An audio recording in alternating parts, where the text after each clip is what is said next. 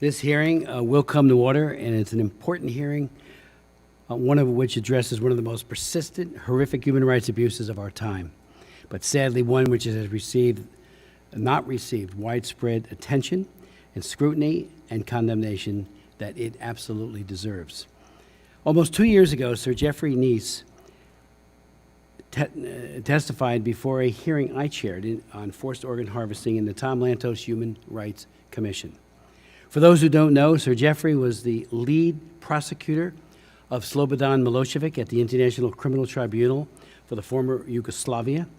He is a serious man who engaged in a serious attempt to investigate the evidence of forced organ harvesting as the chair of the Independent People's Tribunal into forced organ harvesting from prisoners of conscience in the People's Republic of China, or simply they called it the China Tribunal.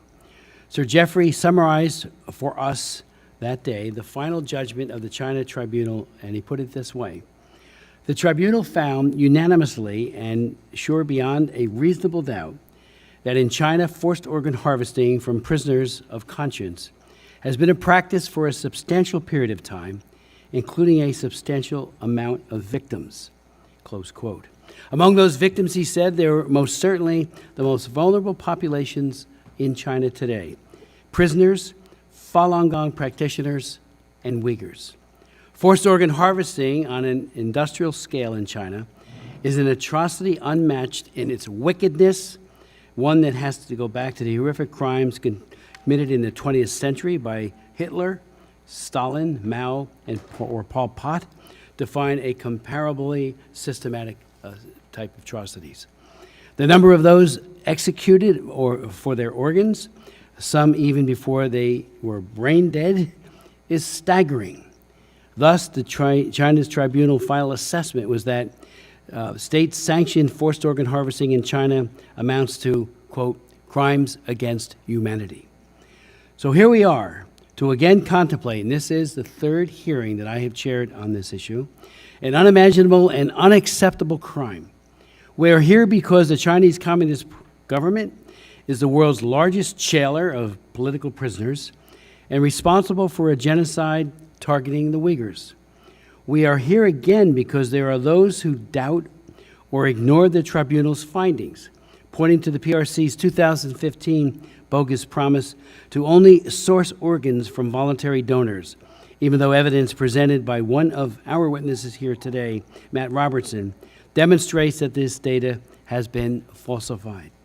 We are here again because nearly 1 year ago, the House passed the Stop Forced Organ Harvesting Act by an overwhelming majority, 412 to 2. And we needed to see the Senate pass it and to do it immediately. It's been a year. With respect, I do ask again that the Foreign Relations Committee and the full Senate simply pass the bill. It was bipartisan. We vetted it with the U.S. Department of State. We had tremendous input from so many, and it is ready to become law. And I hope and pray that the Senate will move. That landmark and bipartisan legislation authorizes the Secretary of State to deny passports and visas to any individual involved in illegal organ trafficking in China and globally. It also mandates annual reporting by the State Department on forced organ harvesting globally, and authorizes sanctions for individuals and entities that facilitate forced organ harvesting. In December of 2023, a group of civil society groups, religious freedom advocates, trade unions, bar associations, and human rights solidarity groups wrote to Senator Ben Cardin and Senator Jim Risch, the chair and ranking member of the Senate Foreign Relations Committee, urging the committee to pass the bill. They said the bill represented, quote, the strongest legislation ever introduced by any country to combat the grotesque atrocity of illegal forced organ harvesting. We await the Senate action, and I am confident, because I know Ben Cardin and others, they are very, very honorable men. I am confident that they will indeed take up the bill.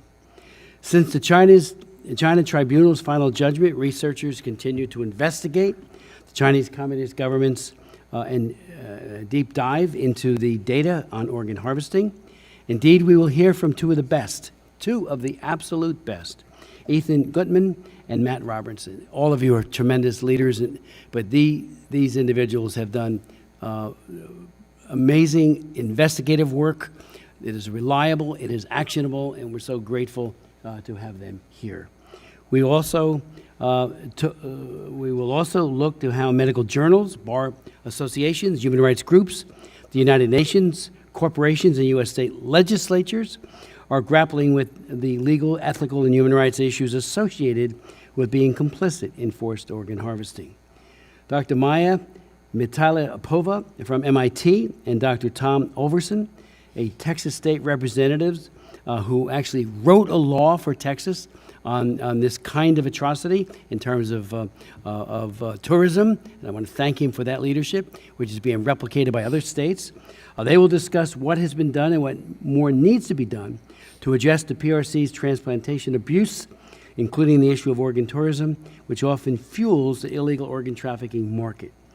For more than 2 decades, I have tried to shed light on forced organ harvesting in China. Matter of fact, at one of my hearings of my subcommittee, and this goes back to the 1990s, when Harry Wu put us in touch with a police officer who had pictures and documentation of executions that were occurring with the ambulances right next door, all lined up in a queue to take those prisoners and to steal their organs before they died. And then they had the audacity to charge the parents or the family members, the wife or husband, for the bullets. I mean, you talk about, well, they are just incredibly cruel in how they mistreat people. In the 1990s, Chinese doctors, nurses, security guards came forward again to describe all of this. Today I'm announcing an initiative to seek firsthand witnesses' information on forced organ harvesting in China. We hope that people will come forward and tell their stories. They will do it with anonymity to protect their identities and those of their loved ones, and we are absolutely committed to that. But we need that information to build this case further. When we passed the bill last March that went over to the Senate, the Chinese embassy here in Washington claimed it was all lies and you know, completely repudiated it from their point of view. And they also said anybody who wants to come to Xinjiang, we have nothing to hide. This was said separately, but they said it there as well. Come on, get your tickets and come on over. We immediately wrote a letter to them saying, I want to lead a congressional delegation to Xinjiang. We have repeated that offer over and over, and today at this hearing I'm asking the Chinese embassy to allow me to lead a delegation to Xinjiang immediately. Let's work out the details. During the worst days of the Soviet Union, I went to Perm Camp 35 with Frank Wolf, congressman from Virginia. It seemed like it was mission impossible. We talked to the Procurator General for all of the Soviet Union, who said, we've got nothing to hide. So we went to Perm Camp 35, where Natan Sharansky and many political prisoners were, and we videotaped every single prisoner there, and we worked for their release with very, very good, keen information. I hope the Chinese will reciprocate and show a very similar openness, since they're claiming they have nothing to hide. Well, let us come. My bags are packed, my staff's bags are packed, and we will have a delegation all ready to go. Just give us the green light. I will be sending finally a letter to Secretary of State Blinken, asking him to offer rewards for information from witnesses that will disrupt and deter the forced organ harvesting industry in the PRC and bring accountability to those engaged in this absolutely gruesome practice. The State Department has programs to offer rewards for information on crimes against humanity and human trafficking, so this would very, very, I think, be a good part of that initiative. I invite any of my colleagues to join me in signing this letter, copies of which are available for your consideration. Silence is unacceptable. Silence is not an option, particularly from medical associations and corporations. If they remain silent, they are the most at risk of complicity in this heinous crime against humanity. We will all hear some degree of, we all bear, I should say, some responsibility to act. This is an ongoing fight to demand transparency and justice and an end of this egregious human rights abuse. If we don't act now, many more lives will be lost. And I thank you, and I can't thank our witnesses enough for being here and for throughout the year and years being the source of so much credible, actionable information that has enlightened what we do on this commission. I'd like to turn to my good friend and colleague, Commissioner Steele, for any opening comment. Thank you, Mr. Chairman. You know, I think this is one of the most important committee that, we are here to show whole world that, what this CCP has been doing. So thank you to the witnesses for your courage to raise awareness of this sensitive and horrific problem. My both parents fled from North Korea from communism, and I heard so many stories, but this is getting really worse. Congress and the United States must use every tool to find evidence of organ harvesting and prevent it from happening. So many political prisoners are including Uyghur and Falun Gong practitioners are suffering at the hands of CCP, and other communist countries actually they're following that. And I see that from Vietnam and other communist countries. So we must stop this. I have met with several survivors of the CCP's internment camps that torture and enslave minorities, including Uyghur, and have heard firsthand about the horrors experienced at the hands of the CCP. In June, I sent a letter to U.S. Secretary of State Anthony Blinken calling for immediate action to prevent those who participate in the CCP's forced organ harvesting industry from earning immigration status in the United States. We must do whatever we can to prevent the organ harvesting industry. I look forward to learning more today about the steps that we should be taking to prevent these human rights atrocities from continuing. And thank you for coming, witnesses. And Mr. Chairman, thank you for doing this meeting. And this is very, very important that the whole world know that exactly what CCP has been doing to these minority communities. So thank you.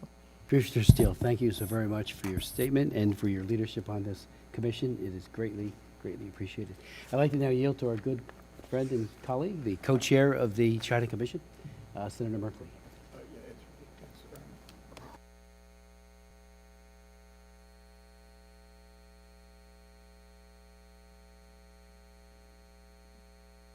Well, thank you very much, Mr. Chairman. This is an important hearing.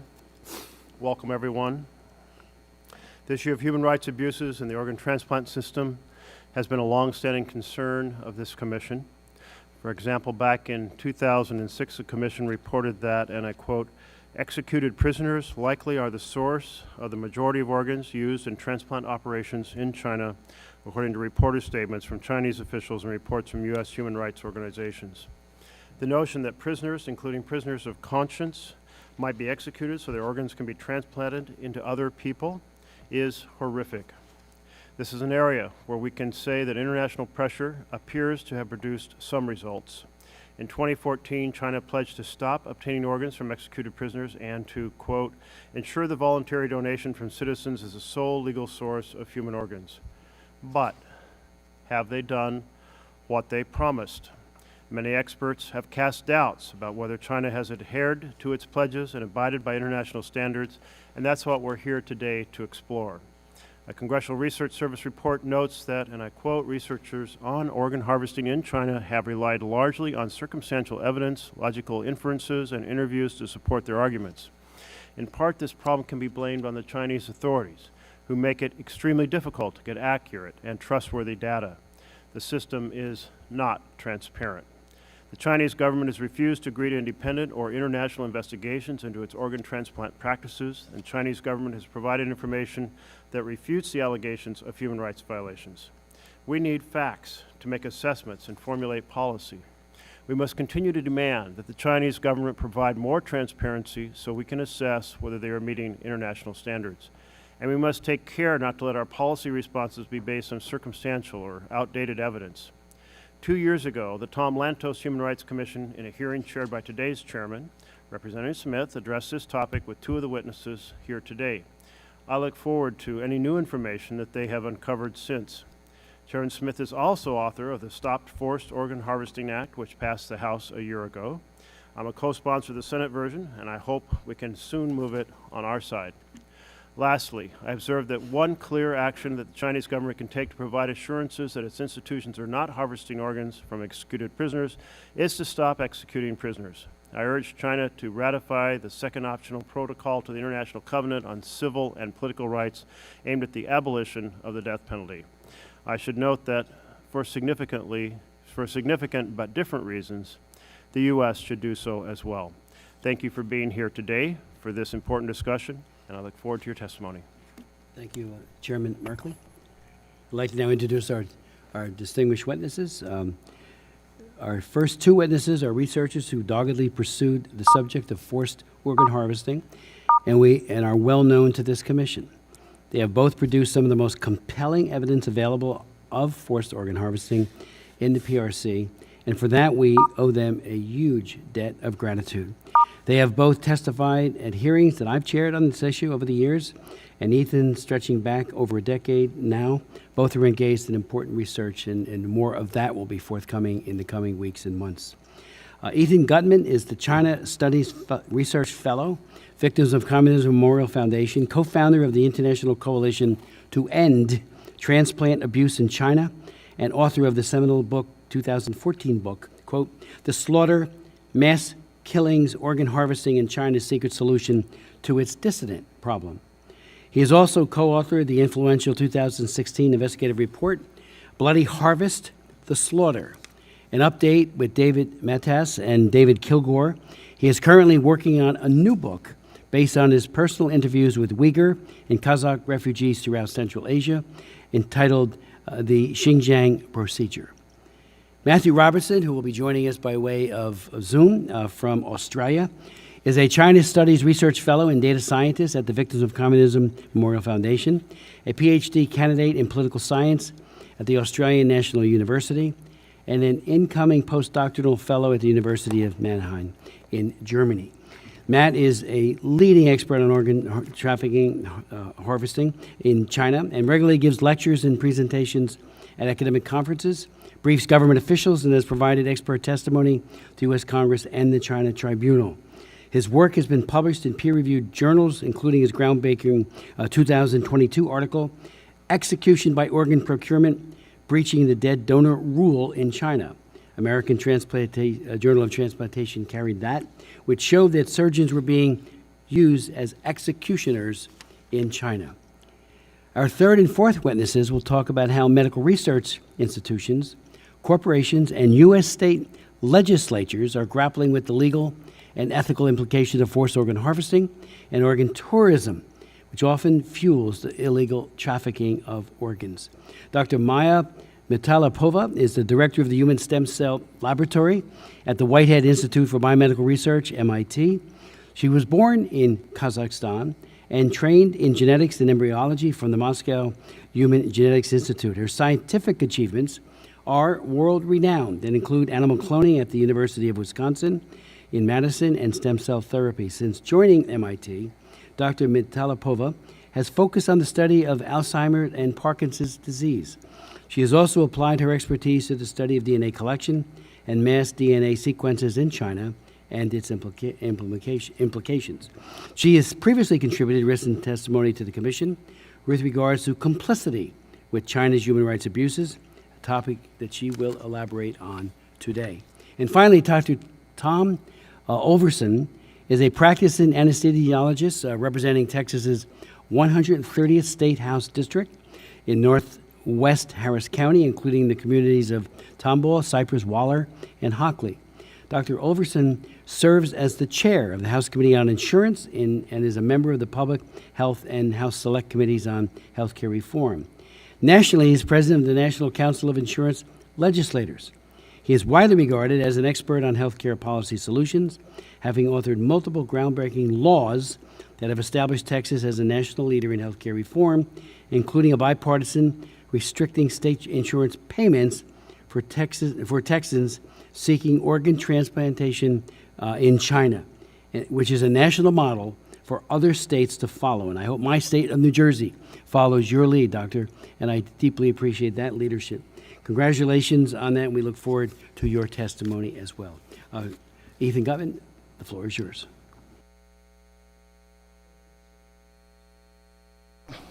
I'll focus on recent developments today, specifically the CCP's systematic harvesting of Uyghurs and other Turkic groups.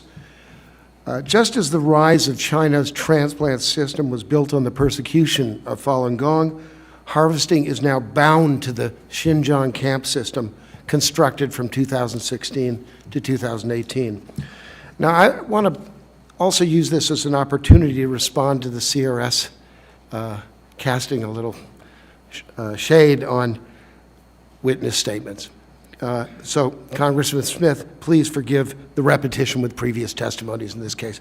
But I will go through estimates of annual camp disappearances, particularly taking into account the strengths and the weaknesses of refugee testimony.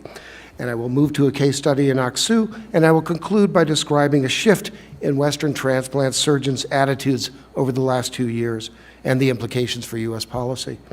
Now, let's begin with a Kazakh doctor. The Kazakh doctor, Saragul Sautbay, I'm not good with the pronunciation there. She was employed as a Chinese language teacher. And Saragul made herself useful throughout her camp, following a camp-wide health check. That's what they called them, including comprehensive blood tests. Saragul was asked to sort out the camp's medical files. She noticed a colored check mark on certain files in the 23 to 35-year-old age range based on tissue typing. From Saragul's perspective, she only lacked the external list of individuals who would receive the organs. She was certain on this point. Now, several camp survivors noticed that following the blood test results, some prisoners were forced to wear colored bracelets or vests. There was no apparent logic to the color grouping, only that these people were in their late 20s and they were healthy. Witness testimony is far from perfect. Personal bias, trauma, and partisanship can influence the results, but I don't believe these elements are distorting the testimony here, and let me explain why. First, every refugee was from a different camp. There was no collusion. Second, outside of the rape room, all 20 camps had installed cameras and listening devices, and other than saying something like, "pass the plunger," speech did not really exist. In an environment of suppressed social contact and omnipresent and arbitrary interrogation or sexual abuse, humans compensate. Like starving animals, hearing becomes acute.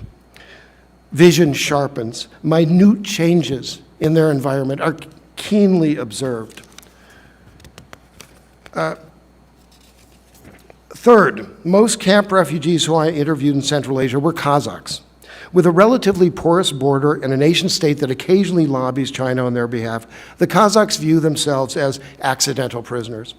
They don't like their Chinese overlords, but most Kazakhs are not loyal to the Uyghur cause. They had no motive to manipulate numbers, to reach a particular result, or to please me. Fourth, the interviews were purposely broad. Most witnesses had no idea that I was forming numerical estimates, and the majority were only dimly aware of organ harvesting in the first place. I wish to avoid false precision here. Even my most analytical witness, Ovalbek Turdakan, who recently escaped from Kyrgyzstan, could never determine the exact number of detainees in his camp. What emerged from their testimony is that there are two kinds of people who leave the camp early. The first group is about 18 years old on average. The announcement that they are going to work at a factory or perhaps in a Bingtuan, a military-run cotton farm, is usually made during lunch. Light applause is often encouraged. Now, the second group is aged between 25 to 35. The average is usually 28. This was very explicit from witness to witness. The age that the Chinese medical establishment prefers for organ sourcing. They are removed in the middle of the night. There is no applause. They are not to be mentioned again. There were a couple of outlier witnesses, but 90% of the witnesses were fairly consistent. 2.5% to 5% of the camp go missing exactly this way every year. Now, I don't have a plausible alternate explanation for this, and assuming there are 1 million in the camps, I estimate 25,000 to 50,000 Uyghurs are harvested annually. Let's go with the lower range. The Kilgore-Matus Gutmann report of 2016 that Congressman Smith mentioned estimated China's annual transplant volume at 60,000 to 100,000. Using the minimum estimate, let's assume that Uyghurs and Kazakhs can be harvested for at least 2 organs. That translates into a minimum of 50,000 organ transplants. That's the lion's share of China's annual transplant volume, and it's supplied by 25,000 dead people. Now, on the assumption that the Gulf states' organ tourists prefer Muslim donors who don't eat pork, the CCP has tried to capitalize on the switch from Falun Gong to Uyghur sources. At least one Chinese transplant hospital blatantly displays a Muslim prayer room and halal canteen on the web. Yet the logistical challenge of shifting away from the coastal area of China to Xinjiang, 4,000 kilometers away from the hospitals which foreign organ tourists prefer, required perfusion methods and Western technology. I'd welcome a question on that. It also required a streamlined infrastructure. And there's one example of that that's a very good one. Picture a re-education camp for 16,000 people. Picture a hospital, Aksu Infection Hospital, that performs organ transplants. Picture a second camp for 33,000 people constructed around that hospital. And picture a large crematorium. And now, the fact is, in Aksu, all these structures are less than a kilometer away from each other. RFA reporter Gulchera Hoja first noticed this anomaly, and witnesses can confirm it. A Uyghur conflict explained that the Aksu Infection Hospital was originally for SARS patients. In 2013, it was repurposed as a re-education hospital for extreme Muslim dissidents. The crematorium has a prominent Chinese sign, "The air smells like burnt bones." A second Uyghur male confirmed that local workers constantly complained about the stench. Now, it's a 20-minute drive to Aksu Airport's human organ transport channel. That's an export-only fast lane to move human organs east. That's its only function. First hospital, Zhejiang Province, is near Shanghai, not too far from Shanghai, and it's a designated big brother to Aksu Infection Hospital, and they report that their liver transplants increased by 90% in 2017, while kidney transplants increased by 200%. On March 1st, 2020, First Hospital performed the world's first double lung transplant on a COVID patient. This was an advertisement to foreign organ tourists that China was still open for business. I'll conclude, I'm over time, and I'll conclude with policy. Beginning in 2012, the Western transplant consensus was not to investigate China, I agree with him, but to engage with and lead the Chinese transplant industry to a soft reform. This consensus, it's upsetting stuff. This consensus, however ineffective, acted as a brake on unified congressional action. In 2022, the International Society of Heart and Lung Transplantation, ISHLT, decided to impose an academic boycott of China. The next year, the ISHLT asked me to present my research and the research of Robertson, Levy, Matus, and Kilgore at their annual conference, and I did that. Now, no transplant group has followed the ISHLT's lead at this time, but Congress has a responsibility, I believe, to act on an ongoing human rights catastrophe. But they must also respond to ISHLT's courageous act. Realistically, the infrastructure of harvesting may be too robust to save Uyghur and Kazakh lives in the near term. Yet Congress can stop Beijing's ongoing attempts to normalize medical deviance, to spread this practice. And the passage of the Stop Organ Harvesting Act could galvanize the international transplant community to stop seeing research and investigation into Chinese harvesting as inflammatory or a deal breaker, but instead as a quest for justice on behalf of those young men and women whose only crime was that they were healthy. That concludes my remarks. Thank you. Mr. Gutmann, thank you very much for that very extensive testimony, and it really does inform us, motivates us, and I want to thank you so deeply for it. I'd like to now ask Matthew Robertson if he could join us from Australia. Hello. Thank you, Mr. Chairman and ranking members, for inviting me to testify at this important hearing. And thank you to the Victims of Communism Memorial Foundation, which has supported my research on this issue for many years. The atrocity of forced organ harvesting in China has been occurring for decades on a large scale, and it's claimed tens, if not hundreds of thousands of lives. It's a state-sponsored program that has targeted political prisoners and members of dissident groups that Beijing sees as a threat. We know this based on evidence from China's own documents and medical papers, on which rigorous scholarly analysis has been published in leading academic journals, including the American Journal of Transplantation. Anyone who doubts the evidence can consult the work of the China Tribunal chaired by renowned former war crimes prosecutor Sir Geoffrey Nice. And I refer to this in my written testimony. Beijing says it has reformed its organ transplant industry into a purely voluntary system since 2015. But the official data supporting this claim has been demonstrated to be falsified. My co-authors and I published this analysis, a forensic statistical analysis, in a leading academic journal, BMC Medical Ethics, in 2019. Given Beijing's well-documented practices of propaganda and information control, especially around what it deems to be sensitive issues, we have every reason to believe that the atrocity continues today. This means that anyone who travels to China for a transplant organ could unwittingly cause the murder of an innocent human being and at the same time provide financial gain to an illicit industry that advances Beijing's goals of eliminating its political enemies, real or perceived.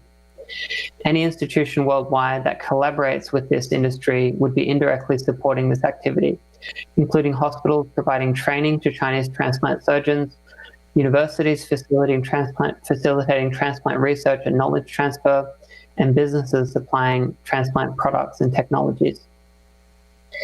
While Beijing's main target of organ harvesting has been death row prisoners and practitioners of Falun Gong, millions of Uyghurs are now also vulnerable to this abuse, as you've already heard. Beijing has conducted mass blood typing and DNA testing on vast swaths of its Uyghur population, often under the banner of health checkups. There is no institutional constraint on this data being put to predatory uses such as organ matching. Today, for the first time, I can tell you about some new evidence of these practices from internal Chinese police files. A computational analysis of personnel records contained in the Xinjiang police files. This is a cache of hundreds of thousands of files hacked from police computers in China by an anonymous third party and passed exclusively to my institution, VOC, shows that over 200,000 of more than 500,000 persons in 2 counties in Xinjiang have had their blood samples taken. There are also numerous references throughout the files to DNA collection. As the files end in 2018, we can assume that since then, many more Uyghurs have been blood typed and entered into such databases. Well, on their own, these findings obviously cannot prove that Uyghurs are being harvested for their organs. But blood type is a necessary precondition to organ matching, and DNA data allows for better organ matches. Given the PRC's history here of killing prisoners for their organs, and its collection of this information amid this mass internment campaign should be highly concerning. And we've heard the same evidence from 2 different angles today. So what can policymakers, lawmakers do about this? I have a few recommendations here. I elaborate on some of them in greater detail in my written testimony, and I'm happy to expand on it in the Q&A. And the US-based consultancy Global Rights Compliance has also published a useful legal advisory, Do No Harm, and that has detailed recommendations about cutting ties with PRC entities engaged in this abuse. However, before even cutting ties, there's a lot we don't know about the extent of the complicity and the involvement of US institutions in supporting this activity in China. So to begin with, Congress could ask the National Science Foundation and the National Institutes of Health to audit their grant making over the past 2 decades to uncover any funding that's been provided to PRC medical entities that have been involved in the transplant industry. Before 2015, almost all transplants in China were exclusively from prisoners. This is even admitted to by Chinese medical leaders. So there are thousands, at least hundreds of hospitals involved here, and any of them that have failed to uphold human subject protections, they should not be receiving federal funds. So Congress could exercise its oversight powers another way. It could call US hospitals and medical centers that have trained Chinese transplant surgeons to account.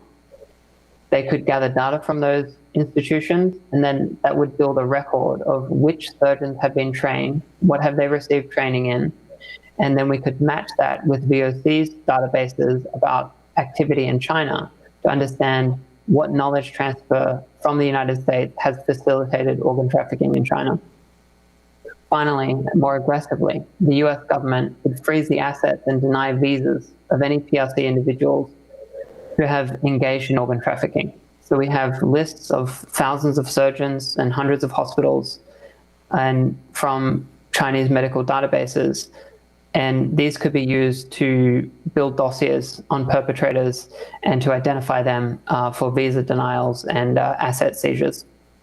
I'll be pleased to share this work with the Commission upon request and correspond further. Thank you. Thank you so very much, and I do hope, you know, going forward, especially, God willing, we get this bill into law, that you would share all of that with the U.S. Department of State and other agencies of the U.S. government so that we really draw a very, very focused scrutiny on this. So thank you so very, very much. I'd like to now ask Dr. Mitalipova to present her testimony. Dear Congressional Committee, and I thank you for giving me the opportunity to testify today in front of you. The Chinese government is building the world's largest DNA database by acquiring DNA sequencing data from companies within China and across the globe, including USA. Number of biotech companies are assisting the Chinese police in building this database. They include US-based Thermo Fisher Scientific and a Chinese company, BGI, Beijing Genome Institute. BGI in particularly is very dangerous because it collects DNA of Americans and uses it for research with the Chinese military. Chinese authorities are enrolling in genome surveillance tens of millions of people in Tibet and in Xinjiang, aka East Turkestan. Those individuals have no control over how their samples were collected, stored, and used, and neither they know of the potential implication of the DNA collection for them and for their extended families.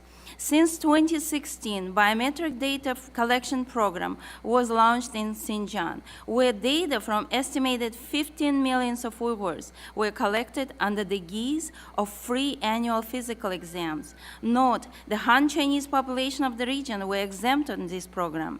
Despite it being free exam, no results were returned to these residents. Mass DNA sequencing is a costly project. The least expensive sequencing of a small portion of DNA today can cost $100 per sample. The sequence of 15 million samples can cost at least $1 to $2 billion. To maintain this database for tens of millions of samples, you need substantial number of professional bioinformatics specialists, specialized computers and software, and expensive sequencing machines. Why is Chinese government investing billions of dollars to sequence the DNA of an entire population of Xinjiang and Tibet? What can DNA sequencing data be used for? DNA sequencing can be used in basic biological research, disease discovery, finding the novel treatment, forensics, ancestry research, and in organ transplantation. Now, let's see which of these uses can be applied to Uyghur people in Xinjiang. Finding disease mutation and ancestry research in the region where Chinese government is conducting genocide against Uyghurs, the answer is no. For forensic investigation on the rest population of Uyghurs who are not yet detained, on people who are tightly monitored, on the margin, it can add to the cost of DNA sequencing by tightening surveillance capacity. But the answer is no. Then the only other reason for DNA use left is for organ transplantation. And yes, its use for forced organ harvesting and transplantation can absolutely justify the enormous cost of mass DNA sequencing. According to witnesses, authorities in Xinjiang on mandatory basis withdraw not only blood for DNA, but also perform ultrasound check of all internal organs, including iris scan. Again, patients never receive the results of these health checks. China's organ transplantation industry accounts to a minimum of 60,000 organ transplants per year. Least expensive kidney transplant can cost around $70,000 US. And some other organs can cost to up to $500,000. In free countries like USA and Europe, organ donor recipients are in wait lists for years, and some for the months, for matching donor organs, while in China, the matching donors can be found in few weeks. According to a research conducted by Ethan Gutmann, estimated a minimum 25,000 Uyghurs are subject to forced organ harvesting per year. For successful organ transplantation, doctors rely on several important criteria, including 3 main blood tests, cell surface tests, and limited DNA tests to determine if a patient and a potential donor are a match. Current genetic tests detect differences in DNA sequences at just a few specific locations in the genome of transplant recipient and their organ donor. The fewer the differences are, the better the chance of long-term acceptance of the new organ. A whole genome sequencing data for a large number of genes would give a better match of donor and recipient organ, which in return will result in no rejection and long-term survival of the transplanted organs. When a patient requests an organ in China, his or her DNA sequence data will be blasted against millions of DNA databases stored in the computers. Within a few minutes, a perfect match will be found. If a potential donor of the organs is not in a prison or camp, then Chinese authorities can easily find a reason to detain a match to be killed for their organs on demand. This is the one and maybe the main reason why Chinese government invested billions of dollars to DNA sequencing of entire population of Xinjiang and Tibet right now, because it will make exponentially many more billions of dollars per year in return. Thermo Fisher involvement in forced organ harvesting in Xinjiang is undeniable. But while it has vowed to stop selling sequencing machines to the region and to stop providing technical support to maintain them, the company very successfully selling HLA kits and other custom-made DNA profiling products for organ transplantation as high as in 10 million range.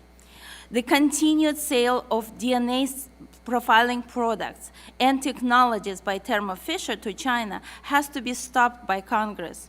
It's timely for U.S. Congress to pass the bill introduced by Senator Hagerty and Senator Peters, prohibiting foreign access to American Genetic Information Act of 2024.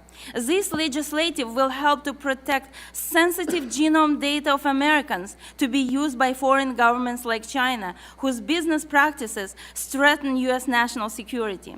There is also growing evidence that academic research universities and publishers across the globe, and in particular U.S., are complicit in aiding the use of genetic technologies to surveil minority groups like Uyghurs and Tibetans in China. Professor Murray and his colleagues warned scientific publisher PLOS ONE, who is based in San Francisco, of 96 published research papers and raised the issue that these papers hold sensitive genome data of minorities ethnic groups, and only 12 of the 96 flagged papers have been retracted so far. And ethic concerns go beyond scientific publication. Data collections from these publications commonly deposited into genetic databases, which are the resource not only for medical researchers and population geneticists, and in some cases, the law informant agencies.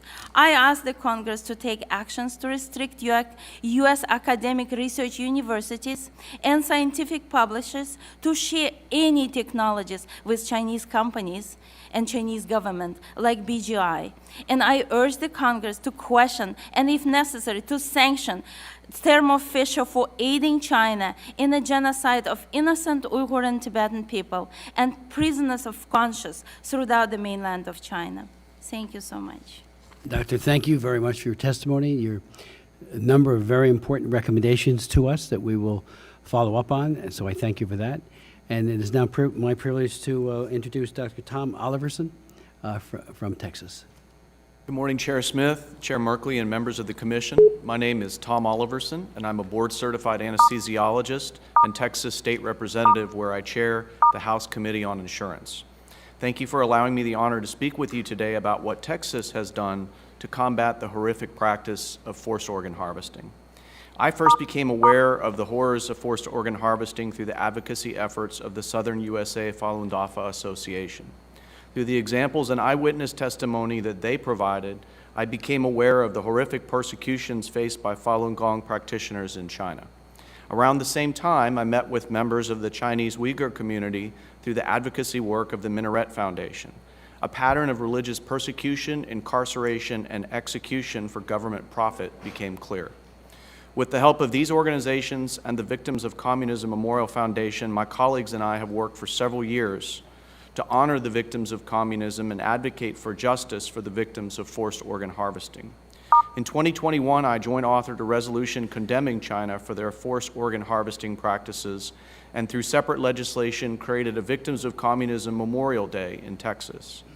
This past year, we approved the creation of a Victims of Communism monument at the Texas Capitol, the first of its kind at a state capitol, and had our most significant achievement to date, the passage of Senate Bill 1040. Senate Bill 1040 by Senator Lois Kolkhorst and myself is an attempt to choke off the demand for stolen organs. Since in Texas, obviously we can't affect the supply, so we're attacking the demand. By prohibiting health benefit plan issuers in Texas from providing coverage for medical and surgical treatments associated with organ transplants performed in China or in another country known to participate in forced organ harvesting. While Texas's jurisdiction may be limited, Senate Bill 1040 works precisely because solid organ transplantation surgery and the medical aftercare associated with it is so prohibitively expensive that most Texans could not afford such care without insurance coverage. And if you ask any insurer, they will likely tell you that this group of medical and surgical costs are the most expensive of all care subsets that they cover. As Senate Bill 1040 was working its way through the legislative process, we were able to hold a press conference to allow those impacted by forced organ harvesting to share their stories. I believe these firsthand accounts were the reason that we were able to pass this bill with the overwhelming bipartisan majority that we did. We had several survivors of Chinese detention camps share their powerful stories with us. They told us about the daily horrors of being a religious and political prisoner and about those in camps who would suddenly disappear, never to be seen again. They spoke of undergoing a series of medical tests, not for their benefit, but rather to assess their overall health and tissue type. They shared that because of their healthy lifestyles and abstinence from alcohol, Falun Gong practitioners and Uyghurs were the most often targeted groups. Bills modeled after Senate Bill 1040 have already been heard in the Arizona House and the Utah Senate, where they have successfully passed the committee stage.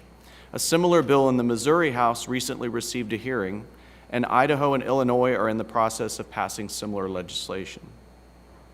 Senate Bill 1040 sets a crucial precedent, but it has limitations. In my home state of Texas, only about 15% of all issued health plans are subject to state regulation.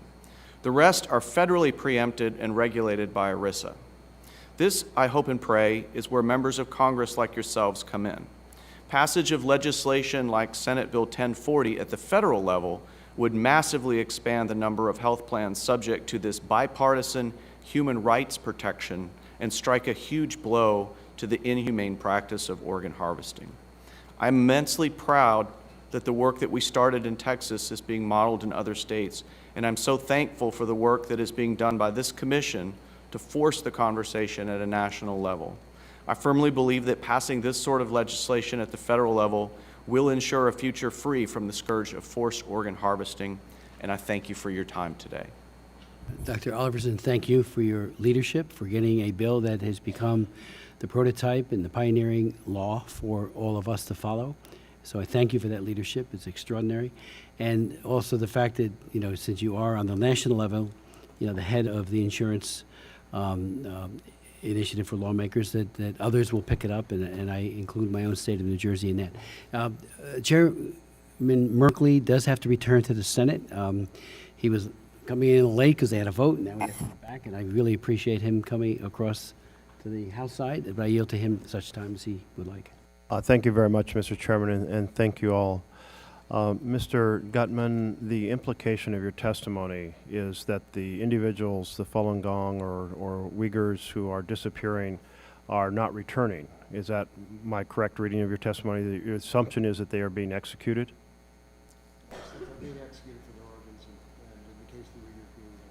You can turn on your microphone. If you turn on your microphone, we'll be able to hear you better. Yeah, the assumption is that with the Uyghurs at least, that they're being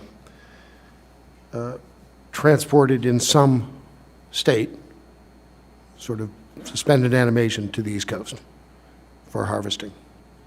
In the New York Times this last week, there was an article regarding Afghanistan and people in dire conditions selling their organs, but they were basically selling one kidney.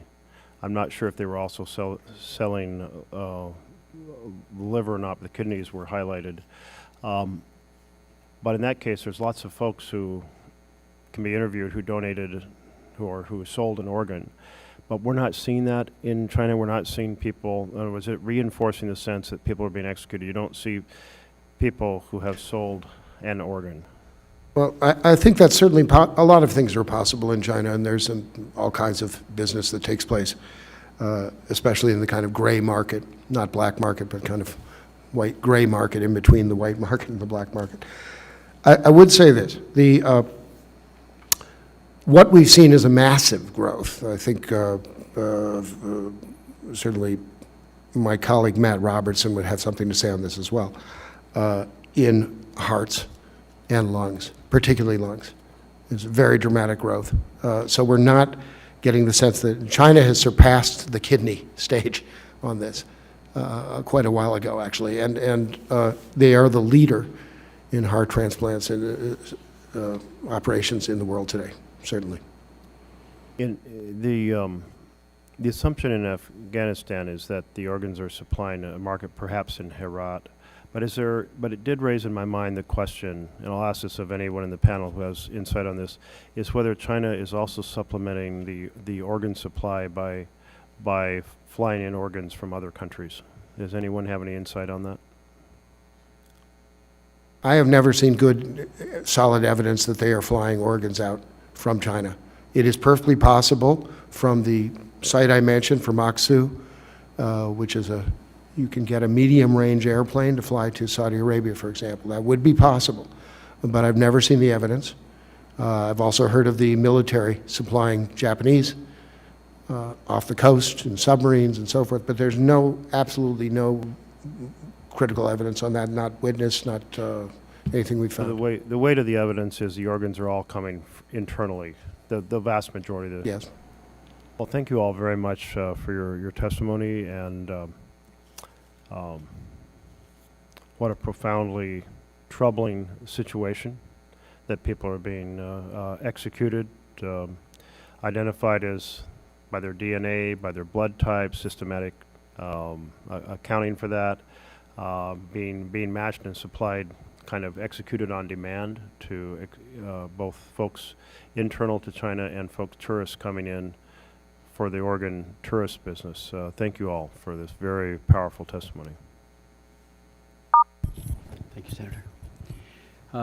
I'd like to, Mr. Gutmann, thank you again for your leadership, which informs this commission and I think the whole world on this issue. You did point out that on the assumption that the Gulf State organ tourists prefer Muslim donors who don't eat pork, the CCP has tried to capitalize on the switch from Falun Gong to Uyghur sources. At least one Chinese transplant hospital blatantly displays its Muslim prayer room on the web.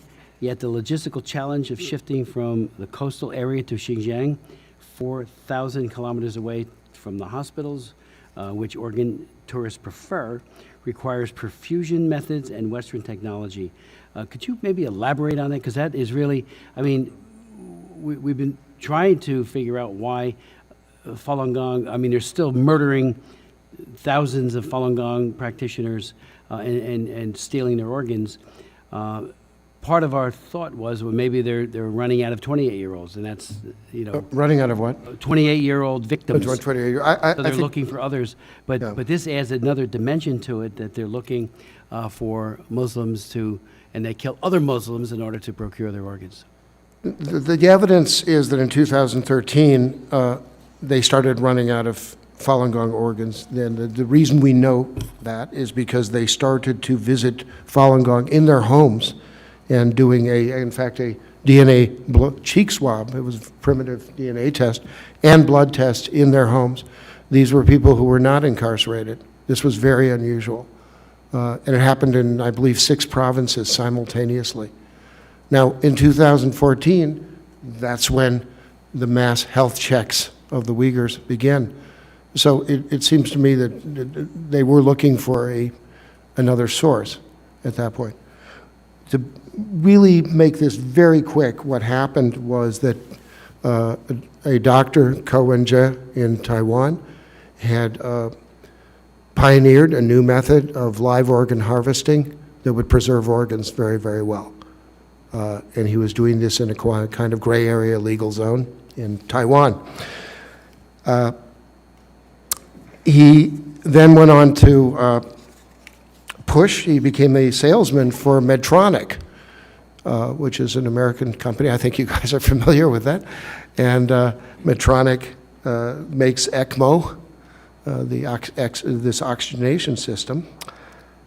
And there was a second off-label use that had been identified about 2008 when he gave a major talk at a conference in China, and that was organ preservation. You could increase organ viability from, say, 4 hours to 16. The Medtronic device, ECMO device, is too large. It's a big machine. So they needed a mobile machine, and there was a German company, well, there's still a German company, named Hemavant. I'm not sure I'm even pronouncing that correctly. But they made a miniaturized portable version of an ECMO machine, and beginning in 2017, Hemavant auctioned their devices to China on a mass scale. Now, we've looked at those actual auction records, and 50% of those hospitals fall into are from the transplant hospitals that we identified in our 2016 as very likely organ harvesting centers. Now, in June 2019, here's another clue for you all, sales of ECMO machines stop, and they're replaced by ventilators. Now, that may have been an early outbreak of COVID. On its own, it's just one piece of data. But I think the important point is that what is not speculative here is that Hemavant was sold to the Chinese company Microport in October 2021 for 123 million euros. So this is obviously a very valuable technology. I'm sure the Chinese have reverse engineered it by now, but you can see how Western technology moved into this gap in China and helped to make the harvesting of Uyghurs profitable. Do you want to speak to that, Dr. Mitalipova? Yeah, I just want I just want to add that that technologies are developing day by day and month by month, and those technologies can be applied to evil practice like forced organ harvesting and transfer of the organs. Right now, I think it's not an issue, because if you oxygenate the organs, and you can transfer it not only within the China, but maybe neighboring countries where they actually train the medical doctors and the surgeons. And now I think they start training them in Central Asia, like Kazakhstan and Uzbekistan. So it's kind of a warning sign when China starts training the medical personnel on these particular technologies. Could I ask you, does anybody know when a victim is brought into the hospital to have their organs stolen and then death? Are they aware of it? How much pain? We know the psychological pain could be beyond words, but do they experience physical pain? The doctor that testified at our last hearing said his victim wasn't even anesthetized correctly and was in shock and kind of like was awakening as this gruesome Joseph Mengele-like process was occurring. And I'm wondering if you know, and anesthesiologist Dr. Oliverson, you might want to speak to this as well. But how do they get them? Do they drug them as soon as they take them away from the camp? You know, that up to 5%, as you mentioned, Dr. Ethan Gutmann. Do they know where they're going? I think there's a lot of very sketchy evidence on this, but it is true that initially Falun Gong practitioners who were coming in from the camps made this claim that they were using low anesthesia to save money, to make it even more profitable, and there's at least some, as I say, sketchy evidence, because some of the stories that come out are kind of outrageous and are seemingly told backwards. In other words, they're the way sometimes witnesses tell stories. Having said that, Enver Totti, the doctor who performed live organ harvesting on a living human being, made the point that if you don't use enough anesthesia, it is like, he said, you cannot cut up a rabbit even if you have 4 men holding the rabbit down, he said. So he feels this is impossible. So I think it's mixed on that. I would imagine that what we're looking at is a very sophisticated operation today in Xinjiang, East Turkestan. And basically, you are looking at entire people being moved. Now, very normally, ECMO saves lives in the West, precisely because you can move a very sick person from place to place. And it even is very useful for organ harvesting, because you can remove one organ, one kidney, one liver, and then still go back home for 6 hours. Everybody can take a break and then come back to it. And as long as that heart is still beating, the organs are oxygenated. Now, this is very valuable. In the Chinese context, it's very sinister. Okay, it means that basically the PSB, the Public Security Bureau of China, does not want to take living people or people who are not in some sort of state of suspended animation. I don't know how else to describe it because I'm not a doctor.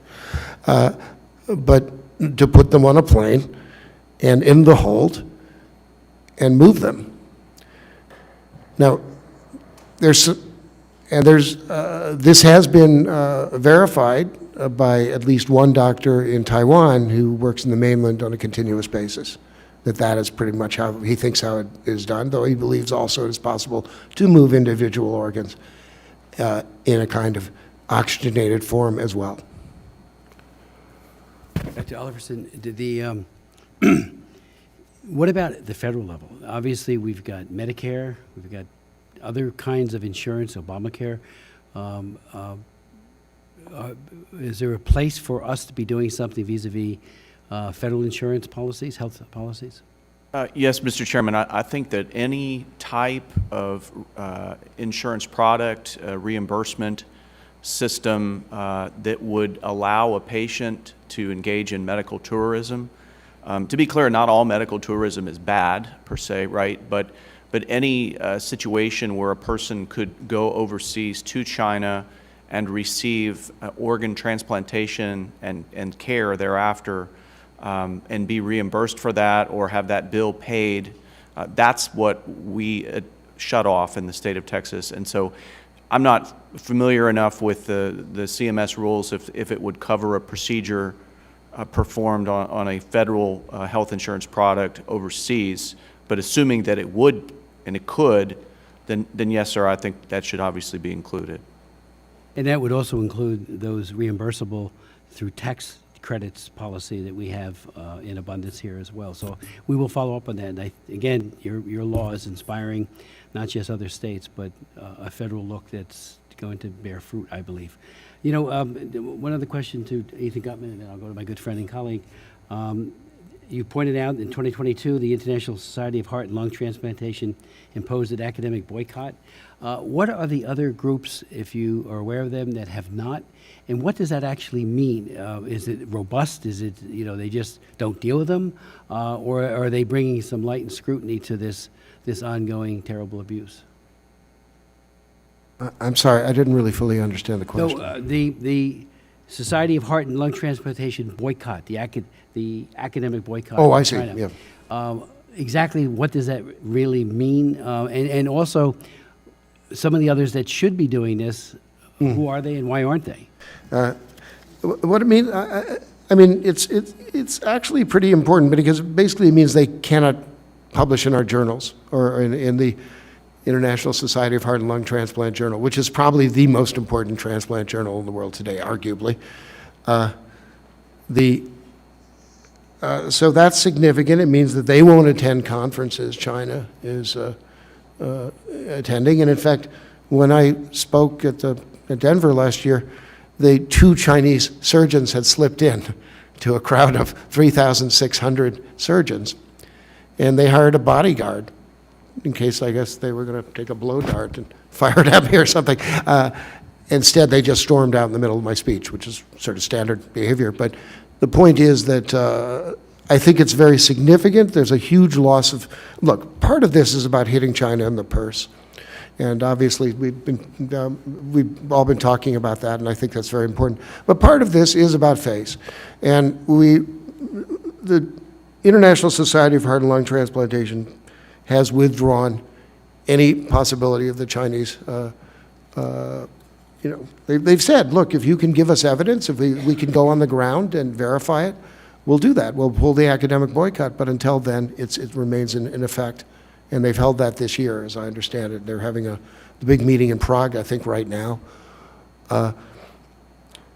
So I think that's significant. The other groups have not joined them. There's a lot of different transplant groups, but certainly, of course, the Transplantation Society you're very familiar with because you talked to the main guy, some of the presidents there. What we've gotten from them is silence. Since the Uyghur business began, they used to carry Beijing's water and give Beijing talking points. They don't do that anymore. And so it's an interesting effect. We don't know. Jacob Levy, the Israeli doctor who changed Israel's policy, particularly on insurance, HMO insurance to China for transplants, is the main, he's on the ethics committee of ISHLT, and he really pushed this through. It really comes down to him. He's a hero for doing that, but as he says, right now the ISHLT is in a state of brilliant isolation. So that is where we stand. That's why I tried to make a point of looking to the political system here to kind of stand with them at this time, because I think that's such a significant change in the medical community. Dr. Robertson, did you want to weigh in on that? Yeah, there's something to say about, for instance, the Transplantation Society. So it has had a very different perspective to ISHLT for these many years. And so the current president of the TTS, I mean, he has personally worked with Chinese surgeons who've been among the most egregious in these abuses.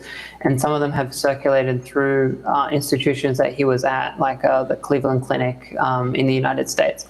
So they basically believe that China has reformed its transplant system, and they seem to think that whatever abuses may have happened in the past, number one, they're not that curious about what the nature of them was. Number two, they think they've all been cleaned up. And the TTS is kind of the global professional body for transplantation, not just heart or a particular subfield. And so the leadership there influences the views of the larger international body of transplant professionals and even the wider medical groups. So that's why ISHLT's stance here is so much more impressive, because they've looked at the evidence very closely and made a determination. and hopefully those other groups will come along. Part of my recommendations about looking into what institutions in the United States have trained Chinese surgeons and getting accountability over that and investigating the funding it's part of a deterrent effect to kind of join the more isolationist camp and put some teeth on these policies, because otherwise there's no social cost for these surgeons, because they don't get negative attention by media or kind of the major human rights groups, and so they don't have a cost to this, and they've been friends with these Chinese surgeons engaged in these activities for a long time, and so they just don't have an incentive to change their policy at the moment. Thank you very much. The End Organ Harvesting Act will help not only sanction those who are committing these horrific crimes, but it'll also empower the State Department to do robust reporting in a way that will be very similar to what we do on human trafficking, religious freedom. So it will make a difference, and people will no longer be able to say, oh, I didn't know. Michelle Steele, our commissioner from California. Thank you so much, Chairman. This is very, very important. It's not just in the United States. We are making sure that our citizens are aware of what's going on in CCP, that what's happening, that CCP has been doing in China, especially when you are hearing that CCP saying that organ harvesting is voluntary, system. That's just totally nonsense, and we all know. I think whole world has to know that what's going on inside of China, that's going to open up other communist countries such as Vietnam and other areas, because they're so closed. We don't even know what's going on in those prisons and what these people are doing. So actually I sent a letter out to 17 the Olympic corporate sponsors before the Beijing Olympic, that I asked them that they are spending billions and billions of dollars for advertising income. Can we spare some of the money? And then, these advertisings, they are having a good chance to let people know in the world that what CCP has been doing, not just organ harvesting, but other stuffs too. But 17 companies, I never even got one answer. So for them, profit is more important than human rights. So it's really sad to see that, we are not going to the right direction. So how can government and non-governmental medical organizations work together to raise awareness? And what tools are needed to stop this in the world? And what do we have to do? Because we must work together, not just United States, but whole world have to work together. So any witnesses you want to talk about, just let answer this question. I would say the universities that develop the technologies. And the technologies actually can be used, it could be such a different range of technologies can be used for the practices as organ transplantation in medical field. And so many technologies are shared. And a lot of, I would say that programs like at the universities like Confucius Institute or 1,000 talent program that they have launched to specifically fund the professors. And it's in any field, and especially in the field of science, like chemists and biologists and so. And what they have done it by giving the grants to these professors and training their scientists, and which science is international, and you can't really discriminate Chinese scientists. And I work with Chinese scientists; they're great, my colleagues, and I know that they want to do a science for humanity, and it probably doesn't even cross their mind to do something else. But their government, sends them, and I don't know even if they're aware of those professors in United States who are working on a 1,000 talent program and been funded. You know how it goes, that they have an access to university internal services, and where the IPs, intellectual property offices, and when you are beyond the firewall of the university. And it's stealing those technologies.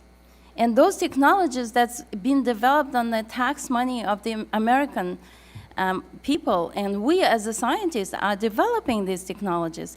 But the US government has to look into, we closed quite a lot of Confucius institutes, who also been on the guise that there would be a culture exchange and so on and so on. But eventually, those were propaganda, CCP propaganda institute. Reclaim my time. Yes, sure. Thank you very much. I'm on Ways and Means Committee and I'm on Education Committee. So my Deterrent Act actually just passed. Chinese government actually poured money in, over $200 million in UC Berkeley in California, my state.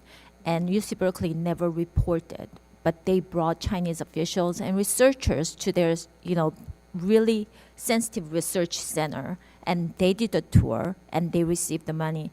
My Deterrent Act passed, so anything they receive from China, Iran, or those countries of concern, any even coffee, they have to report to the department that, what they're receiving, because it's getting really dangerous. It's not just for China, but, all these pro-Hamas and terrorists too. Yes. So Qatar was putting a lot of money. So we see that.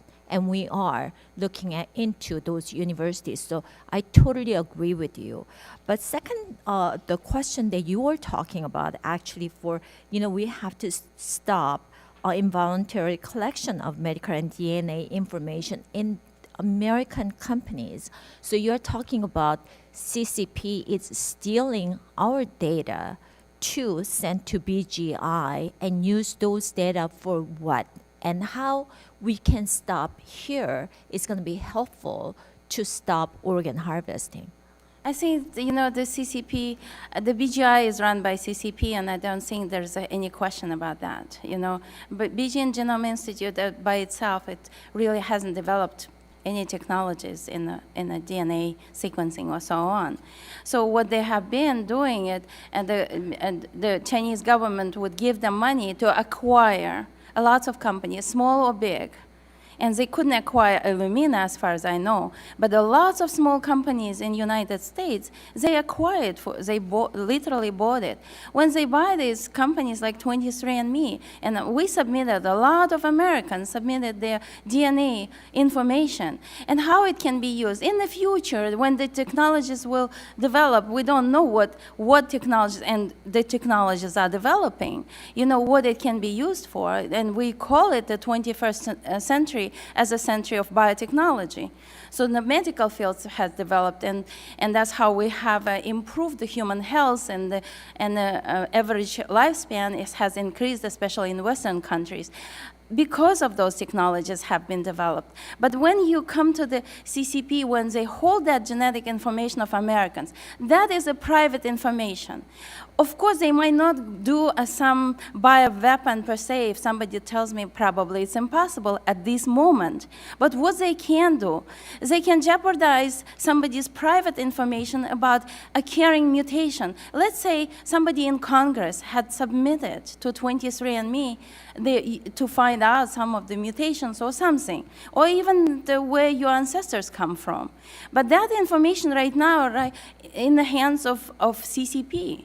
Literally, if it's BGI had acquired this, and how they can be used. They can actually, just knowing some disease mutation that somebody who in the power in the United States, or decision makers in Congress, would have that information being used by Chinese government to jeopardize that person's private information, maybe in an election. Or let's say, they had children outside of marriage. They can actually confront that person, literally blackmail, and maybe take him out of this whole information is so private and sensitive, and I can't believe that, the companies like 23andMe or any other DNA companies could actually sell all our personal data. It's almost like my passport. My credit card was sold to China, and they know now everything about me, including my home address and everything. Even my kids and my grandchildren wouldn't be safe. Thank you because so I much. share my DNA with them. My time is up. Sorry. Chairman, I yield back. I think this is so important that the government will take care of this. Commissioner Nunn is recognized. Well, thank you very much, Commissioner, and I want to compliment Commissioner Steele on it. Ma'am, did you have any follow-up that you wanted to take on that? I didn't want to cut into your time. If you've got a follow-on. I have actually so many questions Yes. regarding this, and you know what? I'm so much interested in this. Organ harvesting is the awful things.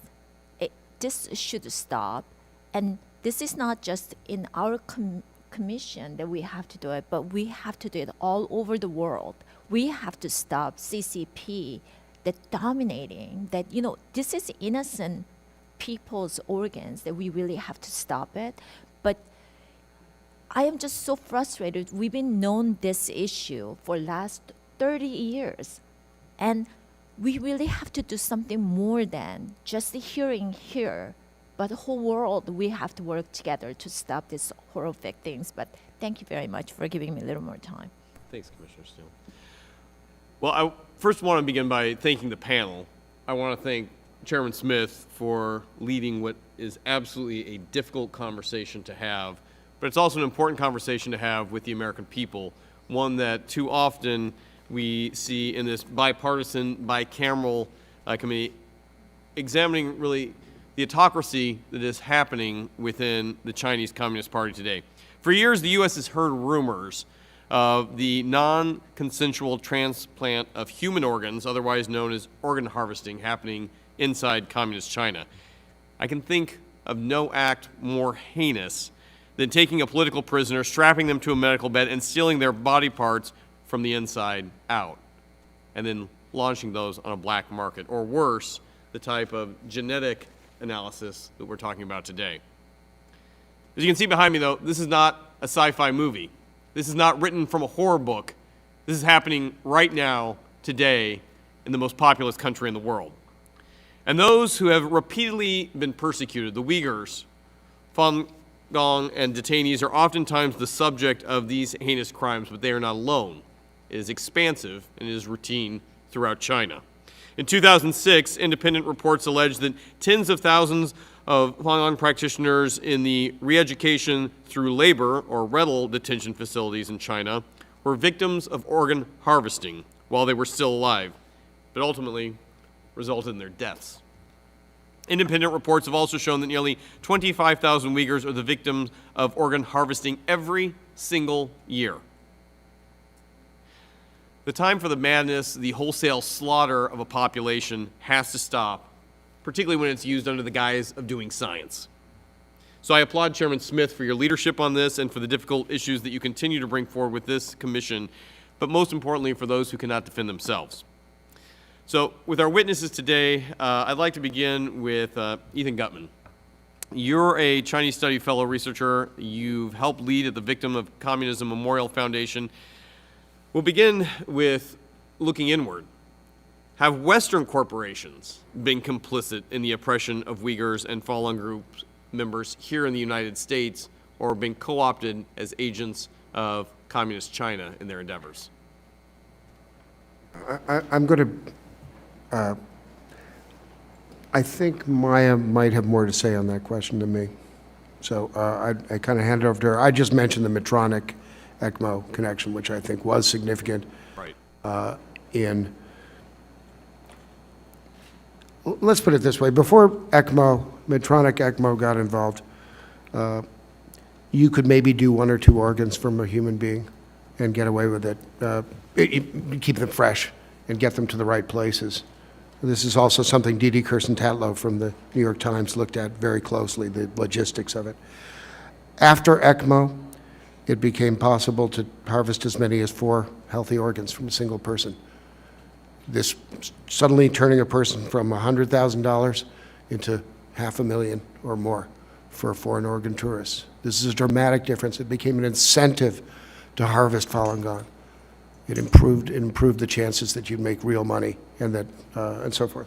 But I think after transplant technologists and medical practice has been really progressed over the years, especially from 1990s and 2000s in organ transplantation. So the organ transplant only can develop if the organs do be accepted by the recipient. And this is not just a DNA sequencing, but it's a lot of, the blood tests and HLAs, they call it specific antigen on the surface of the cells and the organs as well, that has to match with the donor.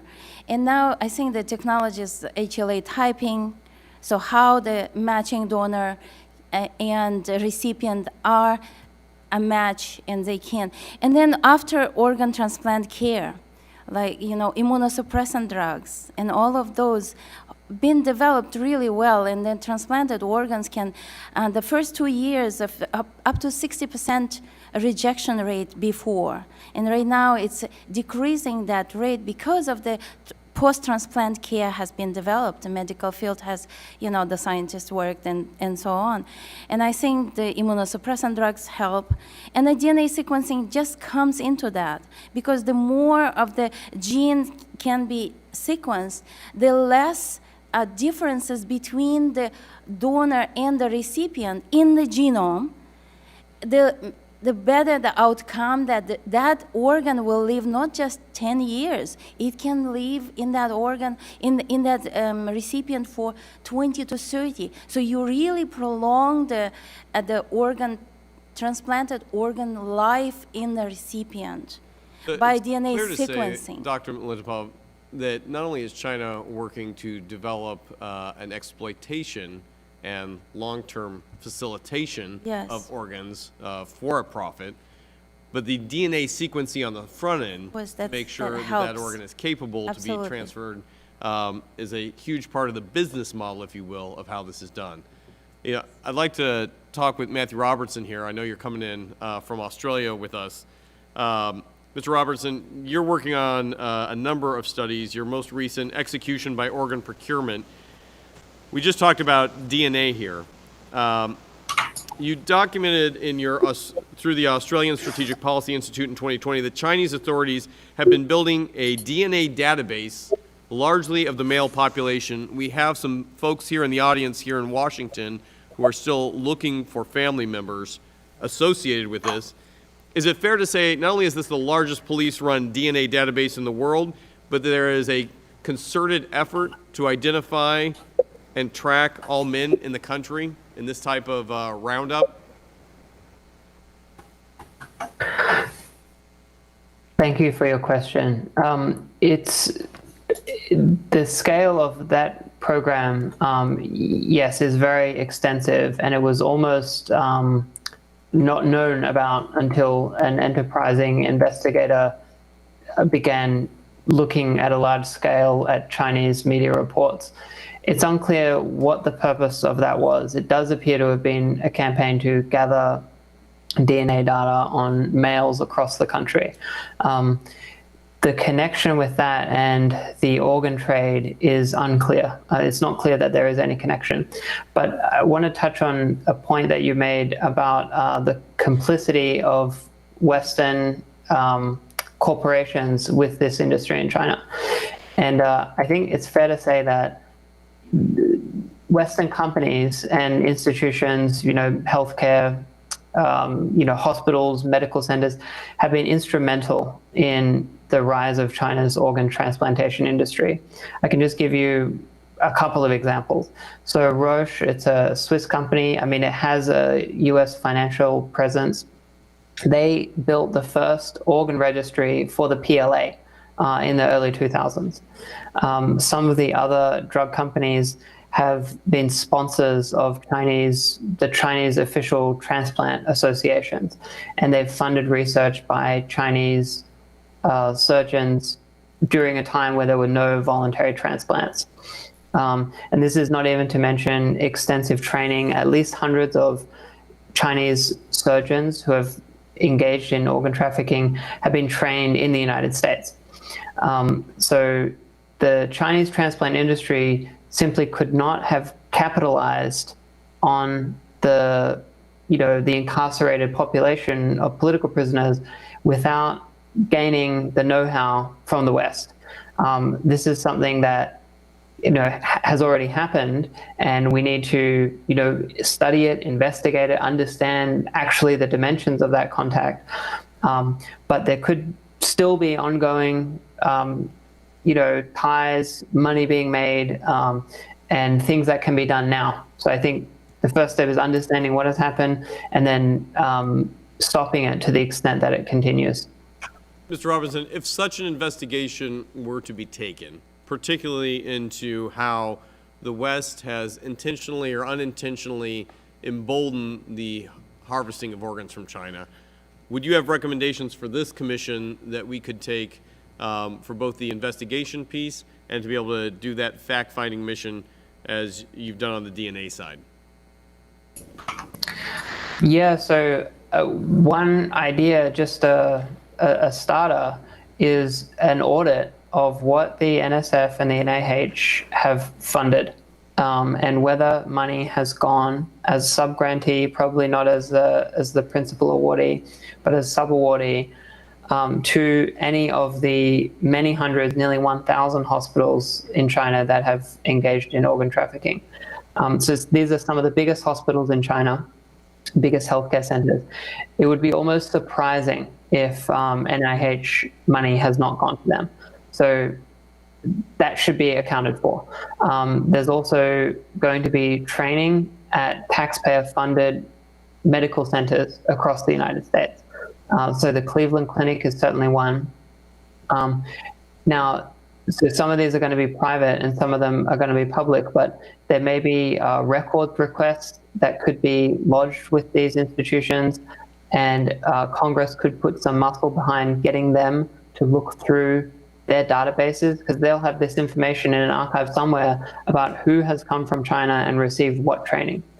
And so, as part of an investigation, that could be put together with our data sets of transplant surgeons and entities in China from this data set of medical publications and our cache of surgeon biographies. So we can put together on the US side, when they came, what training they received, and then their activities in China, what transplants they participated in prior to 2015, let's say. And then you could get a picture of what has the complicity of U.S. institutions been. I mean, there's much more. There's visa bans. I mean, the most kind of provocative suggestion I've made is actually using the SDN list. So, the same kind of way that Iranian nuclear physicists are treated, where just there's no financial ties, no U.S. ties at all, no export controls, the work. So the blocked persons list, that would be kind of the most stringent or extreme response that the U.S. government could engage in. But if we're going to kind of buy the story that's being told here about the gravity of these abuses, that would seem perfectly warranted. But I understand that would be a huge process, but certainly I think it'd be worth considering. And in principle, there's nothing preventing the U.S. government from doing that if it so wished. You've laid out a compendium, I think, that we should all look at. I'd ask the rest of the panel, but I mean, things that are immediately concerning. One, that we have U.S. taxpayer dollars knowingly going to potentially thousands of hospitals inside China that would be harvesting these organs. I think it's secondly safe to say that it's not just China alone that is benefiting from this practice. We have seen time and time again that others, particularly those in the West, are benefiting from this harvesting of organs. And then three, to your point, that the facilities and the medical professionals who have been trained here in the West, under the aegis of the medical code and Hippocratic Oath, are then being used as instruments of either the state or with knowing negligence to then harvest their fellow countrymen is beyond the pale. I would like to open it up to the panel. Are there other recommendations that you would have here, either on the DNA mapping program that China is undertaking, or two, in holding the actual institutions accountable within China who are doing this harvesting accountable, what we can do on this side of the Pacific? Can I make a very quick suggestion on this? One thing I wanted to mention just very quickly was that Matt talked about Roche. And, you know, it's interesting that Roche was doing testing, of course, of its immunosuppressive drugs in China, and it was using, China's a very cheap place to do that kind of testing. You've got a big population of people who received an organ. But those organs were coming from Falun Gong in some cases, undoubtedly, especially at that time when Roche was doing this in the early 90s. It is also true that Pfizer got involved in that as well. Pfizer did testing in China. They seemed to truncate their testing program, or at least try to do it as quickly as possible, because it was a controversial idea at that time. This is 2007, something like that. But I think it's really worth looking at the immunosuppressive industry, because this is, people were killed to allow people to test in China. I think that's a really unethical idea. I'd mention one other thing, and I don't know how this falls into a category of how American policy could affect it, but okay, that's for you guys to figure out to some extent.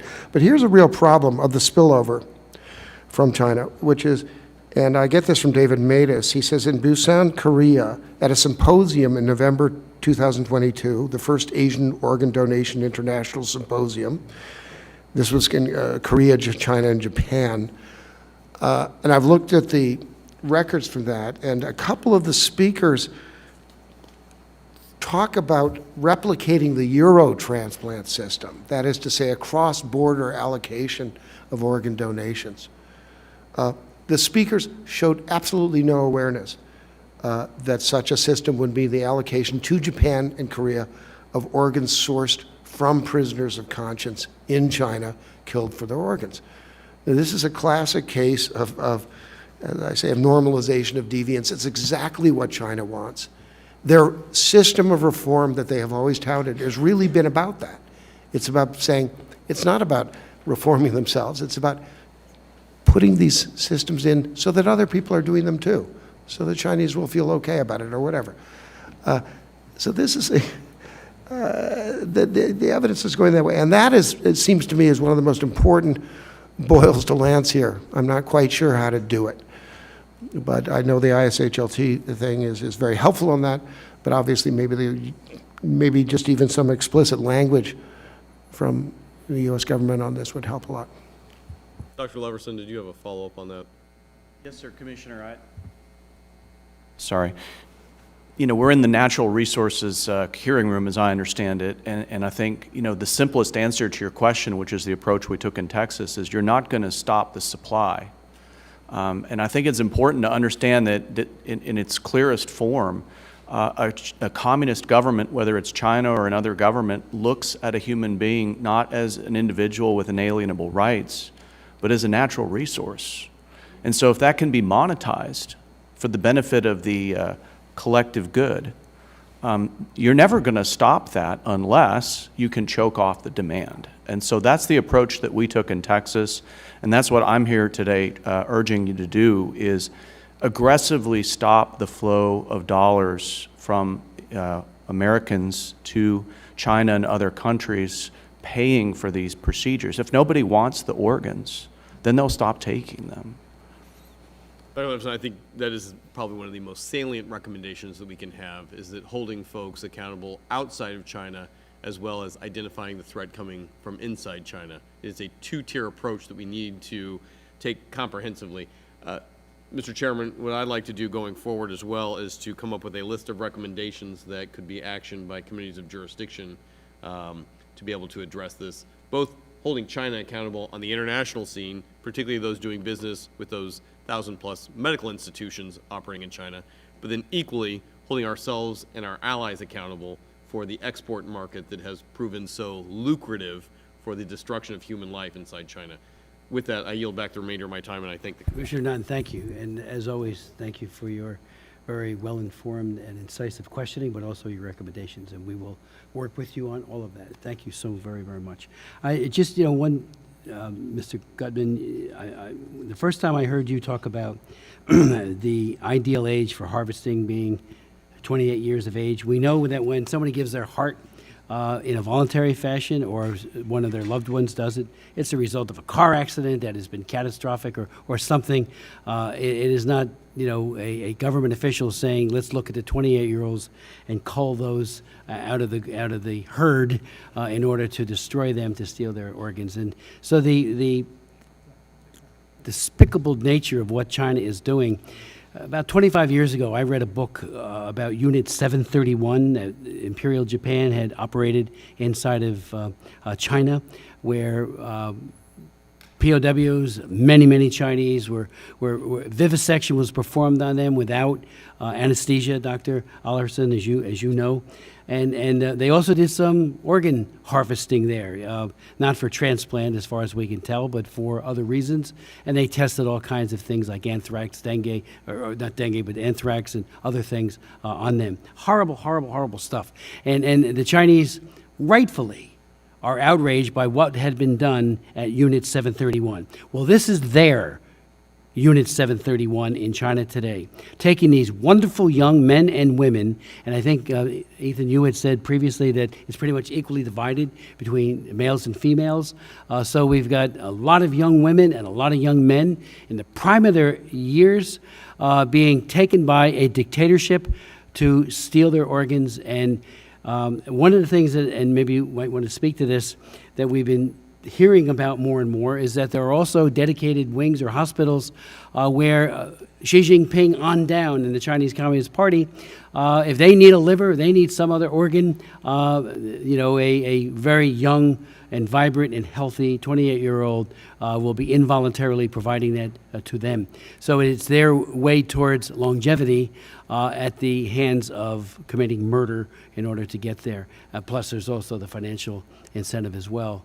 That they make money on this. But did any of you wanted to respond to that? But I just think that, when I read that book and when I first heard through Harry Wu about organ harvesting, first thing I thought of was Unit 731, having read that book as a newer member of Congress way back when. The designated hospitals, would any of you want to speak to that? I thought you made a very good point, Ethan, about the hospital in Aksu. That was very enlightening, and if you wanted to elaborate on that at all. And then your final comment about Congress can stop Beijing's ongoing attempts to normalize medical deviance, and the passage of the Stop Organ Harvesting Act could galvanize the international transplant community to stop seeing research and investigation into Chinese harvesting as inflammatory, but rather as a quest for justice on behalf of those young men and women whose only crime was that they were healthy. What a profound ending to your testimony. Thank you. I have nothing to add.